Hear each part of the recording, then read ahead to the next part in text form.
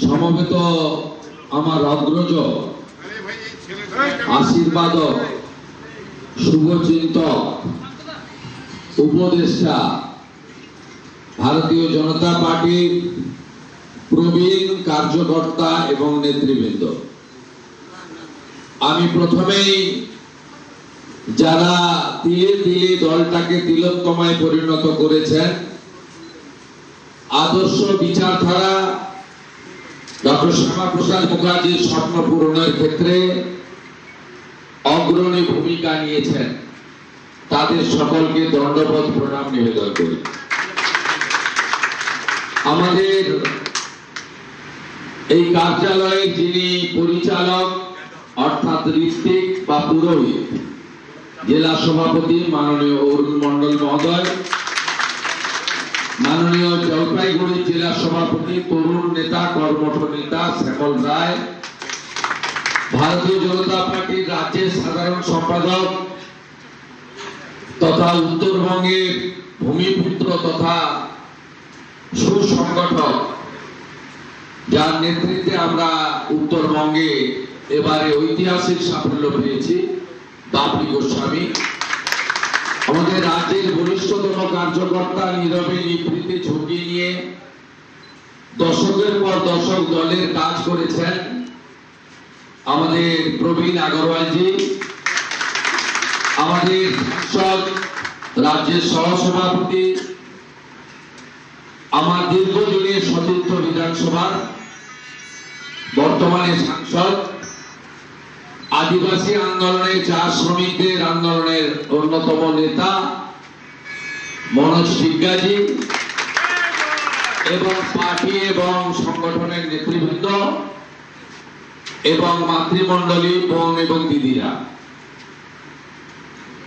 আমি মাত্র 2 সপ্তাহ হয়েছে রাজ্যের মুখ্যমন্ত্রীর দায়িত্ব নিয়েছি। বিশ্বের সর্বশ্রেষ্ঠ জনপ্রিয় নেতা ভারতবর্ষের প্রধানমন্ত্রী নরেন্দ্র মোদীজির উপস্থিতিতে লক্ষ লক্ষ মানুষের করতালি এবং জয় শ্রীরামের ধ্বনির মধ্য দিয়ে মহামান্য রাজ্যপাল আমাকে শপথ বাক্য পাঠ করিয়েছেন এবং এই কয়েকদিনের মধ্যে ভারতীয় জনতা পার্টির যে সংকল্পপত্র, যে প্রচার আপনারা বাড়িতে বাড়িতে, গাঁগঞ্জে, ওয়ার্ডে ওয়ার্ডে, নগরে মহল্লায় করেছেন, অপরূপ পাহাড় থেকে অরণ্য সুন্দর তরাই ডুয়ার্স পর্যন্ত যে বার্তা আপনারা ভোটের সময় তুলে দিয়েছেন, এই অল্প সময়ের মধ্যে আমরা অনেকগুলি সিদ্ধান্ত নিয়েছি এবং আমি আপনাদেরকে ভরসা দিতে পারি এই সরকার মানুষের সরকার হবে, এই সরকার জনগণের সরকার হবে, এই সরকার রাষ্ট্রবাদীদের সরকার হবে, এই সরকার ভারতীয় সংস্কৃতি এবং আমাদের যে পরম্পরা সেই পরম্পরাকে রক্ষা করার সরকার হবে এবং এই সরকার ডক্টর শ্যামাপ্রসাদ মুখার্জি, স্বামী প্রণবানন্দ যে ভাবনা নিয়ে 1947-এর 22 জুন ভারত মুক্তি ঘটিয়েছিলেন পশ্চিমবঙ্গকে, সেই স্বপ্ন এই সরকার পূরণ করবে এবং আমরা সংকল্পপত্রে যা যা বলেছি খুব সুনির্দিষ্ট সময়ের মধ্যে তা আমরা পূরণ করব। তার কিছু ফল আপনারা পেয়েছেন, আগামী 1 তারিখ জুন থেকেও কিছু ফল পাবেন। ক্রমান্বয়ে আগামী 3 মাস, আগামী 6 মাস, আগামী 1 বছরের মধ্যে আমরা আমাদের মানুষের কাছে দেওয়া কথা আমরা পূরণ করব। সাথে সাথে সরকারের সঙ্গে দলের সমন্বয় এবং দল আমাদের প্রতীক দিয়েছে, দল আমাদের নির্বাচিত করেছে, অসংখ্য কর্মী তারা আমাদের জন্য পরিশ্রম করেছেন, মিথ্যা মামলা খেয়েছেন, জেলে কাটিয়েছেন, অনেক লাঞ্ছনা, অনেক বঞ্চনা, অনেক অত্যাচার সহ্য করেছেন। কেন্দ্র এবং রাজ্য সরকারের বহু কর্মসূচি থেকে সেই মানুষগুলোকে শুধু বিজেপি করার অপরাধে, গেরুয়া পতাকা হাতে রাখার অপরাধে, মাথায় টিকা বা গলায় তুলসীর মালা বা বিবাহিত মহিলাদের শাঁখা পলা সিঁদুর পরার অপরাধে তাদেরকে বঞ্চিত করে রাখা হয়েছে, ধর্ম পালনে বাধা দেওয়া হয়েছে। এখানে একে অপরের বিরুদ্ধে লড়িয়ে দেওয়ার অপপ্রয়াস বিগত দিনে রাজ্য সরকার করেছে। পাহাড়ে জনগোষ্ঠীকে 11টি বোর্ডের মাধ্যমে বিভক্ত করার চেষ্টা করা হয়েছে।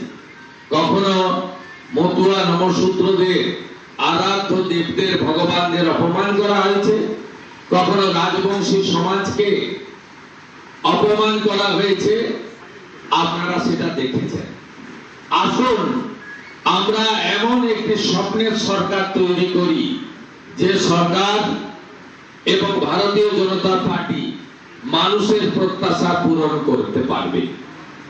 আমরা চাই শুধুমাত্র ঝান্ডার পরিবর্তন, দলের পরিবর্তন, মুখের পরিবর্তন, ব্যক্তির পরিবর্তন নয়, আমরা চাই ব্যবস্থার পরিবর্তন হোক।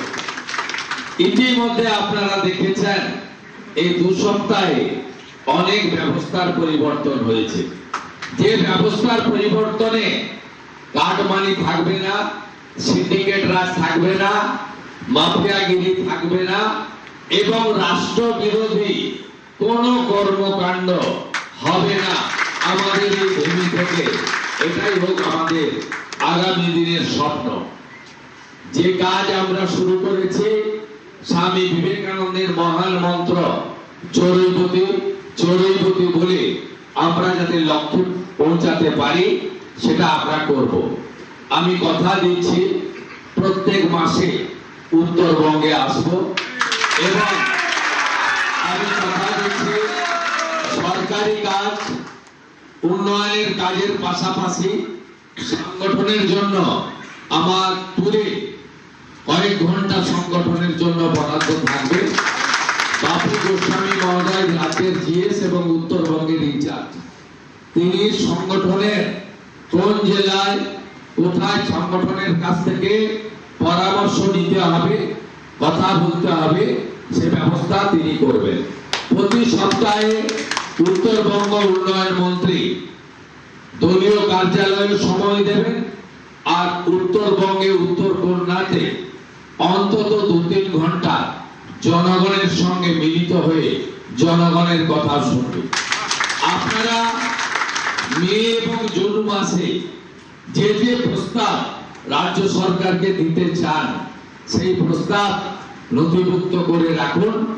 আগামী জুলাই মাসে আমি যখন 2 দিনের বা 3 দিনের প্রবাসে আসব তখন লিখিতভাবে ওই প্রস্তাবগুলো তুলে ধরবেন এবং সিএমও দপ্তরের আধিকারিকরা আমার সাথে থাকবে।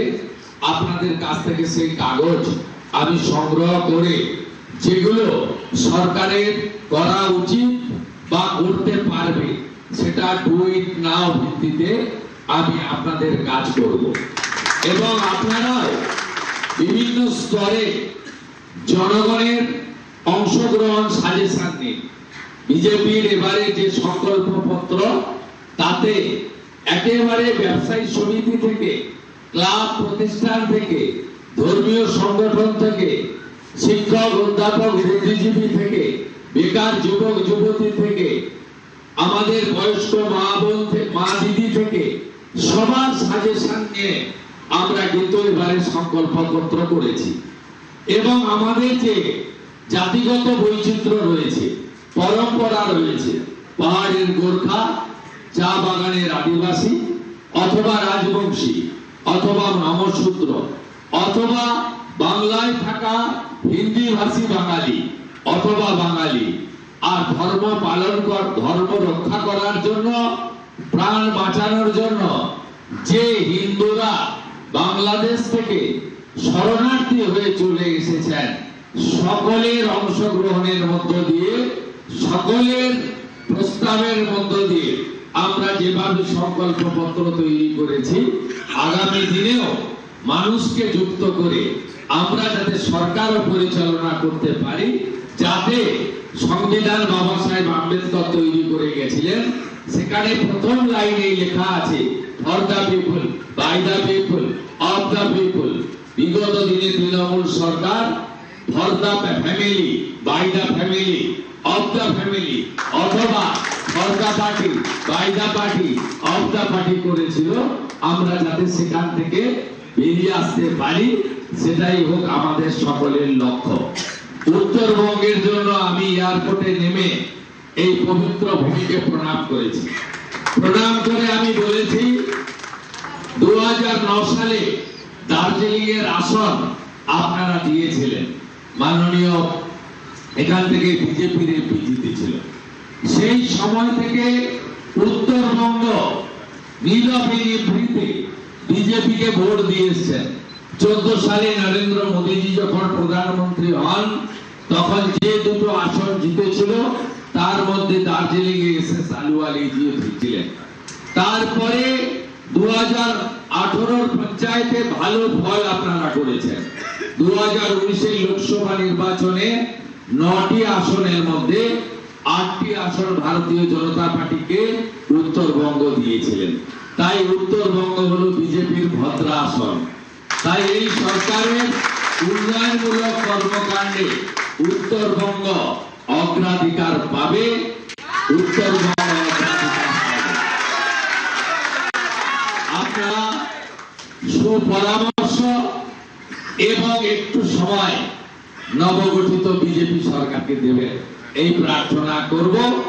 এবং আমাদের পার্টি যারা কার্যকর্তা আছেন, তারা মাননীয় জেলার সভাপতির দলে আছেন, হোয়াটসঅ্যাপে যে কোনো মুখ্যমন্ত্রীর উদ্দেশ্যে সাজেশন পরামর্শ আপনারা তাদেরকে ফরওয়ার্ড করবেন, নিচে নাম্বারটা লিখে দেবেন, তারা আমাকে পাঠিয়ে দেবেন। আমি এইটা চালু করে দিয়ে গেলাম কাল থেকে।